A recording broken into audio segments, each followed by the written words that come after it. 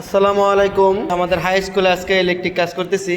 বিষয় দেখাবো আপনাদেরকে। আমাদের এই পুরোনো অফিসে বিভিন্ন ওয়ারিং এর কাজ করলাম।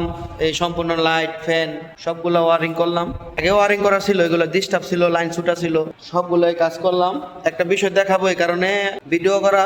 এই যে বেশিরভাগ স্কুলে আমরা দেখতে পাই কি, এই যে পিয়ানো সুইচগুলো, এই সুইচগুলো ব্যবহার করা হয়। অনেকে হয়তো বা ভাবতে পারেন এই সুইচগুলো কেন ব্যবহার করা হয়। বেশিরভাগ স্কুলে এগুলো তো টিনের ঘরে লাগানোর কথা, অথচ স্কুলে বিল্ডিং প্রতিষ্ঠানে এই সুইচগুলো কেন ব্যবহার করা হয়? বেশিরভাগ স্কুলগুলোর কাজগুলো সরকারি ভাবে হয়ে থাকে। যারা কন্ট্রাক্ট নেয়, এই কন্ট্রাক্টদাররাই কাজগুলো করে।